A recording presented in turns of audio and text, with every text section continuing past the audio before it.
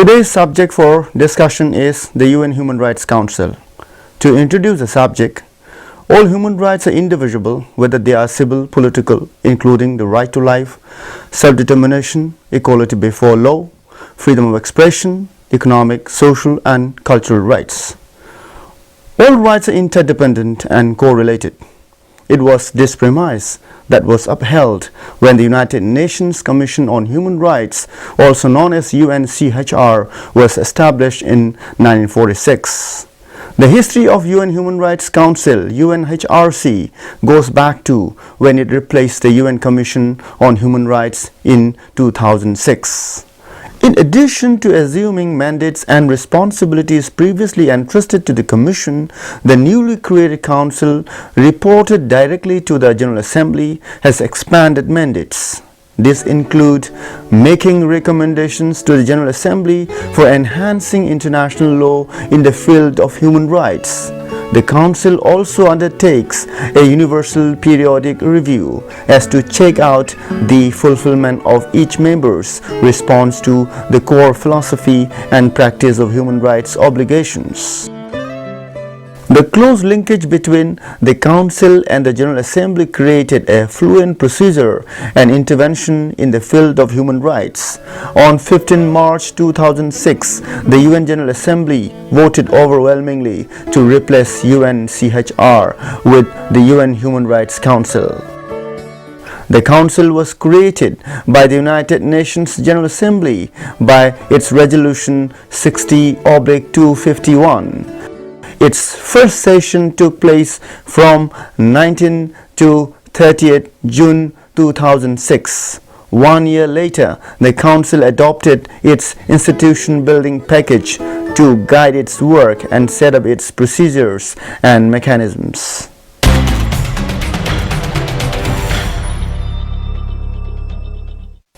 We will now talk about membership and structural procedures relating to UN Human Rights Council. The Council shall consist of 47 member states, which shall be elected directly and individually by secret ballot by the majority of the members of the General Assembly.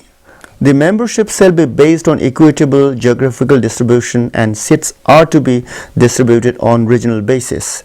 The regional distribution of groups stand as below: 13 to group of African states, 13 to group of Asian states, 6 to group of Eastern European states, 8 to group of Latin American and Caribbean states, and 7 to group of Western European and other states.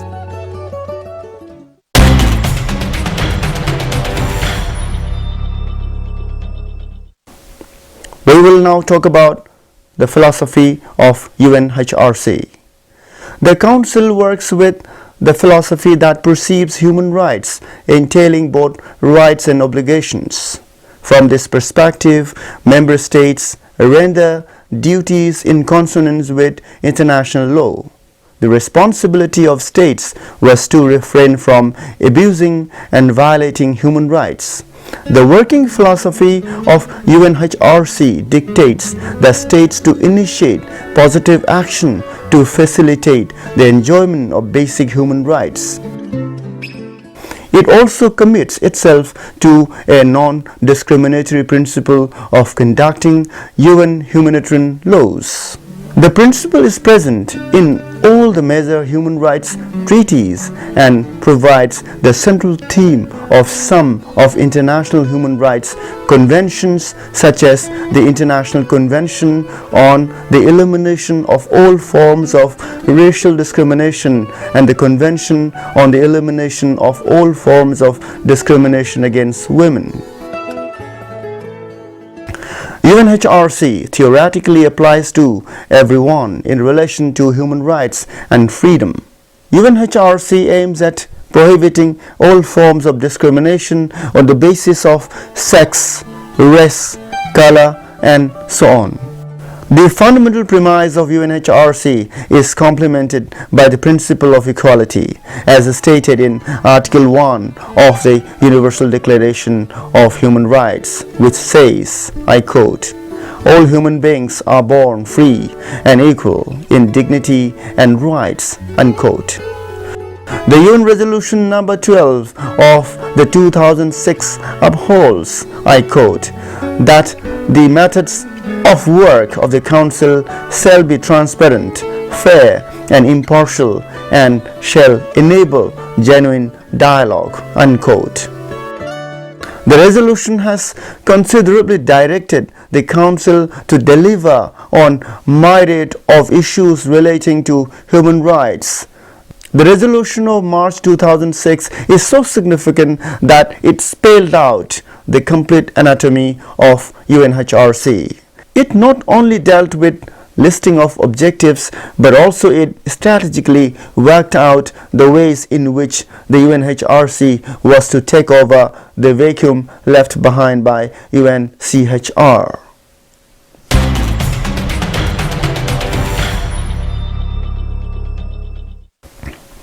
It is important to talk about how the UNHRC actually evolved in terms of functional approaches.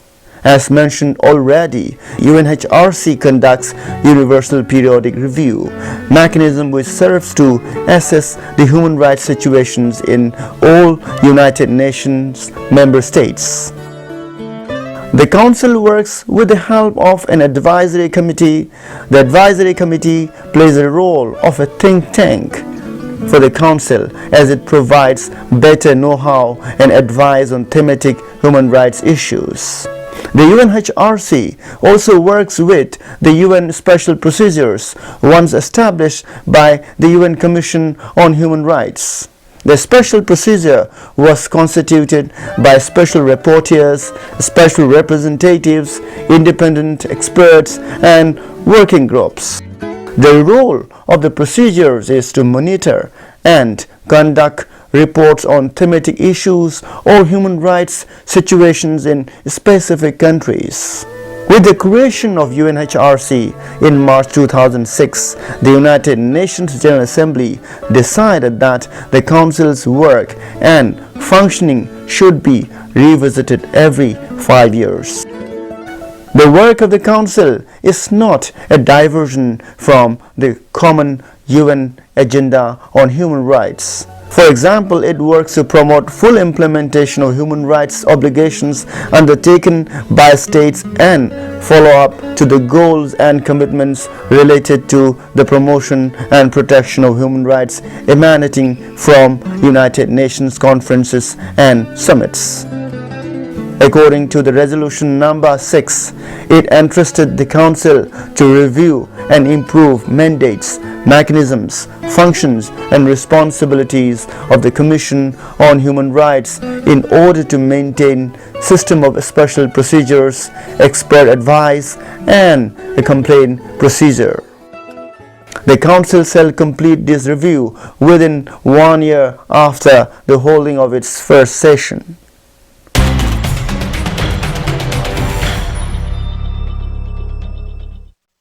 So far we have introduced the topic, we have discussed about the philosophy of UNHRC, we have also discussed about the evolution of UNHRC. Let us now talk about the support system of UNHRC.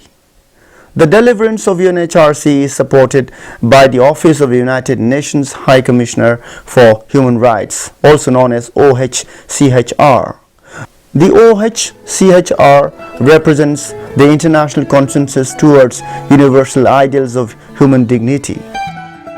The OHCHR enjoy a unique mandate and the High Commissioner heads OHCHR. Through the leadership of OHCHR, it offers leadership, education and take action to empower individuals and assist states in upholding human rights.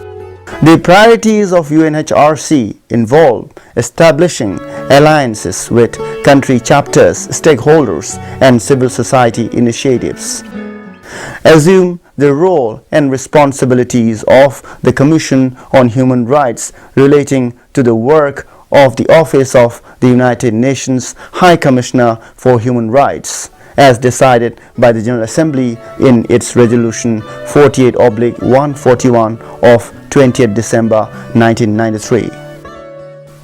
The OHCHR also extend its support to the work of the United Nations human rights mechanisms such as the Human Rights Council and core treaty bodies set up for monitoring states' compliance with international human rights treaties, promote the right to development, coordinate United Nations human rights education and public information activities, and strengthen human rights across the United Nations system.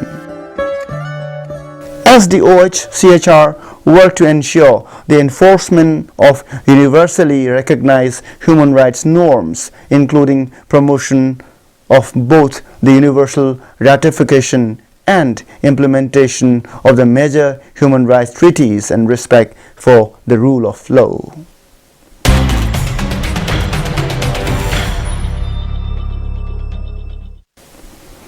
We will also talk about the activities and interventions of UNHRC. The activities of Human Rights Council have been multiple. The 25th session of the Human Rights Council was held from 3rd to 28 March 2013. The 2013 session discussed the plight of human rights in some select regions. It mainly decided to hold investigation into human rights violations in Sri Lanka, Syria, Democratic People's Republic of Korea, Iran, Myanmar, and South Sudan. The session not only laid down new resolutions for interventions but also reviewed its processes of past activities. For example, the 25th session of the Council adopted 42 texts on a wide range of issues. The Council also adopted the outcome of the Universal Periodic Review of 15 countries. In a resolution on Sri Lanka, the Council requested the Office of the High Commissioner to undertake a comprehensive investigation into alleged serious violations and abuses of human rights and related crimes by both parties in Sri Lanka during the period covered by the Lessons Learned and Reconciliation Commission, and to establish the facts and circumstances of such alleged violations and of the crimes perpetrated with a view to avoiding impunity and ensuring accountability, with assistance from relevant experts and special procedures mandate holders. Similarly, the mandate of the Independent International Commission of Inquiry on Syria was extended in a resolution in which the Council condemned in the strongest terms human rights and humanitarian violations in the Syrian conflict, including the use by the Syrian authorities of starvation of civilians as a method of combat, the use of chemical weapons, the besiegement of civilians, and all acts of violence directed against humanitarian actors. In its intervention, the Council argued that it was deeply troubled by the findings of the Independent International Commission of Inquiry, that it had reasonable grounds to believe that there had been violations of human rights in the Democratic People's Republic of Korea. One of the difficulties that confront the Council is that the proceedings of UN at times had proven contentious from the perspectives of the offending states or parties, as they alleges discrimination and diplomatic conspiracy against them. The contention is far from being addressed till date. The Council also renewed its pledge to ensure adequate housing and stop all kinds of contemporary forms of racism, xenophobia, and related intolerances. As a result, the Council extended for 1 year the mandates of the Special Rapporteur on Human Rights in Myanmar. It also reiterated serious concern about the situation of the Rohingya and other minorities in Rakhine State, and requested that an independent investigation be taken into all reported incidences of violence and abuses in Myanmar. Regarding country situations, the Council renewed the mandate of the independent expert on Mali for 1 year. The Council also extended technical assistance to Libya in building and strengthening national structure that had a direct impact on the maintenance of the rule of law. The Council also adopted a presidential statement on the human rights situation in South Sudan, expressing deep concern at the situation of human rights resulting from the crisis and violence that broke out in the mid-December 2013 in South Sudan, and calling upon the parties to the conflict to put an end to all violations and abuses of human rights and international humanitarian law. Concerning the human rights situation in Palestine and other occupied Arab territories, the Council adopted by vote 4 resolutions which include the following. Number 1, on the right of Palestinian people to self-determination. Number 2, on Israeli settlements in the occupied Palestine territory, including East Jerusalem and in the occupied Syrian Golan. Number 3, on the human rights situation in the occupied Palestinian territory, including East Jerusalem. And 4, on follow-up to the report of the United Nations Independent International Fact-Finding Mission on the Gaza conflict.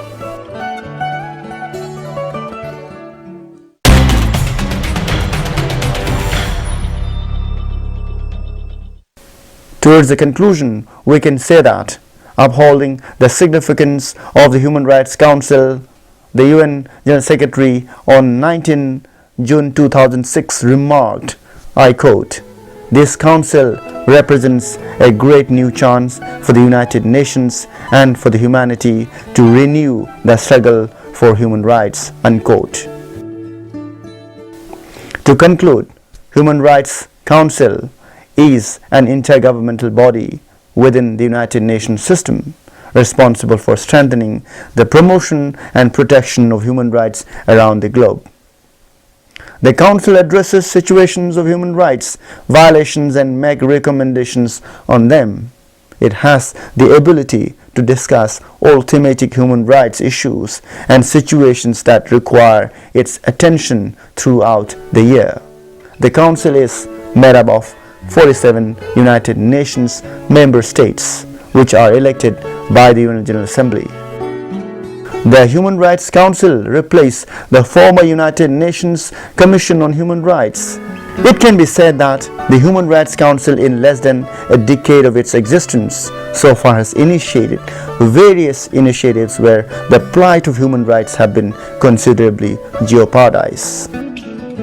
The Council, though not a very old mechanism within the UN system, has shown positive concerns for safeguarding human rights and ensuring dialogue and peaceful resolution of conflicts in the world. In the years to come, the Council is expected to widen and open up international discourses on human rights that would be free from hegemony of powerful states.